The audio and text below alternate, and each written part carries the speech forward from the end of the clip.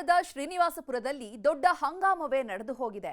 ರಮೇಶ್ ಕುಮಾರ್ ವಿರುದ್ಧ ರೈತ ಸಂಘದವರು ಸಿಡಿದೇಳ್ತಿದ್ದಂತೆ ತಹಶೀಲ್ದಾರ್ ಕಚೇರಿ ರಣಾಂಗಣವಾಗಿದೆ.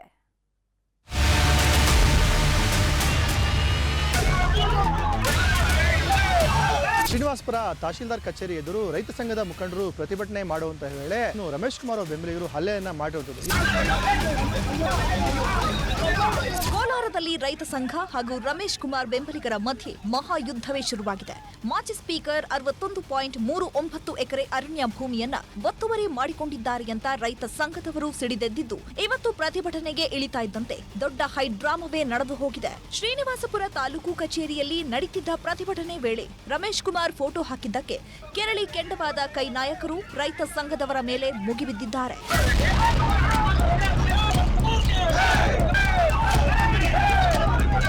ಕೋಲಾರ ಜಿಲ್ಲೆಯ ಶ್ರೀನಿವಾಸಪುರ ತಾಲೂಕಿನ ಸರ್ವೆ ನಂಬರ್ 2ರಲ್ಲಿ ಮಾಜಿ ಸ್ಪೀಕರ್ ರಮೇಶ್ ಕುಮಾರ್ 61.39 ಎಕರೆ ಅರಣ್ಯ ಜಾಗವನ್ನ ಒತ್ತುವರಿ ಮಾಡಿಕೊಂಡಿದ್ದಾರೆ ಅನ್ನೋ ದೊಡ್ಡ ಆರೋಪವಿದೆ. ಹೀಗಾಗಿ ಜಂಟಿ ಸರ್ವೆ ಕಾರ್ಯಕ್ಕೆ ನವೆಂಬರ್ 6ರಂದು ದಿನಾಂಕ ನಿಗದಿ ಮಾಡಲಾಗಿತ್ತು.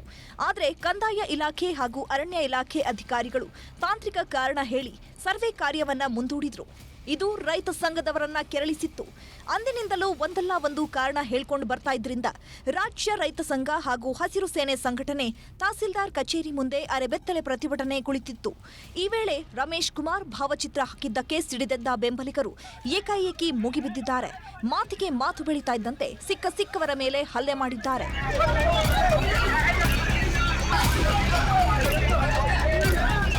ನಾವು ಮೊದಲೇ 4 ದಿನ ಮುಂಚೆನೇ ಪೇಪರ್ ಸ್ಟೇಟ್ಮೆಂಟ್ ಹಾಕಿದ್ವಿ. ಇಲ್ಲ ನವೆಂಬರ್ 6ರಂದು ಜಂಟಿ ಸರ್ವೆ ಏನು ಮಾಡಿದ್ದೀರಾ, ಆ ಜಂಟಿ ಸರ್ವೆ ಯಾಕೆ ಮುಂದೂಡಿದ್ದೀರಾ, ಅದು ಸಾರ್ವಜನಿಕವಾಗಿ ಉತ್ತರ ಬೇಕು ಅಂತೇಳಿ ನಾವು ಕೇಳ್ತಾ ಇದ್ವಿ. ನಾವು ರಮೇಶ್ ಕುಮಾರ್ ಫೋಟೋನ ಇಟ್ಕೊಂಡಿದ್ವಿ. ತಪ್ಪೇನಿದೆ ಅದರಲ್ಲಿ? ಏಕಾಏಕಿ ಬಂದು ತಹಶೀಲ್ದಾರು ಏಕಾಏಕಿ ಬಂದಿದ್ದನ್ನು ಅದು ಹಂಗೆ ಹಿಂಗೆ ಅಂತೇಳಿ ಯಾವ ರೀತಿ ದೌರ್ಜನ್ಯ ರೌಡಿಸಮ್ ಮಾಡಿದ್ರಂದರೆ, ಒಬ್ಬ ತಹಶೀಲ್ದಾರಲ್ಲ ಅವರು, ರಮೇಶ್ ಕುಮಾರ್ ಅವರು ಗುಲಾಮ್ರ ಕೆಲಸ ಮಾಡಿಬಿಟ್ಟಿದ್ದಾರೆ.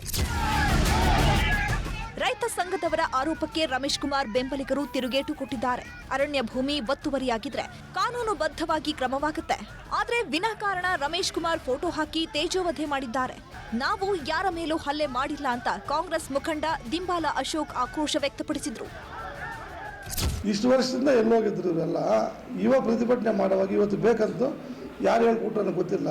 ರಮೇಶ್ ಕುಮಾರ್ ಅವ್ರ ಭಾವಚಿತ್ರ ಇಟ್ಕೊಂಡು ಮಾಡುವಾಗ ಇಲ್ಲಿ ಅವ್ರದ್ದೇ ಒಂದು ಬಳಗ ಇದೆ, ಒಂದು ಬಣ ಇದೆ, ಓಡಾಡ್ತಾ ಇರ್ತಾರೆ ಜನ, ರುಚಿ ಕೇಳೋದಿಲ್ವಾ? ನೀವು ಮಾಡಿ ಪ್ರತಿಭಟನೆ ಮಾಡ್ಕೊಳ್ಳಿ, ನಮ್ದೇನು ಅಭ್ಯಂತರ ಅಲ್ಲ, ಅದು ನಿಮ್ಮ ಹಕ್ಕು. ರಮೇಶ್ ಕುಮಾರ್ ಭಾವಚಿತ್ರ ಇಟ್ಕೊಂಡ್ರೆ ಬೇಕಂತ ಅವ್ರು ಅವಮಾನ ಮಾಡಬೇಕು, ತೇಜೋವಧೆ ಮಾಡಬೇಕಂತಾನೆ ಇರಬೇಕು. ಇದೆಲ್ಲದರ ಮಧ್ಯೆ ಕೇಂದ್ರ ಅರಣ್ಯ ಇಲಾಖೆ ಅಧಿಕಾರಿಗಳು ರಾಜ್ಯ ಸರ್ಕಾರದ ಮುಖ್ಯ ಕಾರ್ಯದರ್ಶಿಗೆ ನೋಟಿಸ್ ಕೊಟ್ಟಿದ್ದಾರೆ. ತಿಂಗಳೊಳಗೆ ಜಂಟಿ ಸರ್ವೆ ನಡೆಸಿ ಕ್ರಮದ ಬಗ್ಗೆ ಮಾಹಿತಿ ನೀಡಿ ಎಂದಿದ್ದಾರೆ. ಹೀಗಾಗಿ ಮುಂದೇನಾಗುತ್ತೆ ಅನ್ನೋದೇ ಯಕ್ಷ ಪ್ರಶ್ನೆ. ರಘುರಾಜ್, ನ್ಯೂಸ್ 18, ಕೋಲಾರ.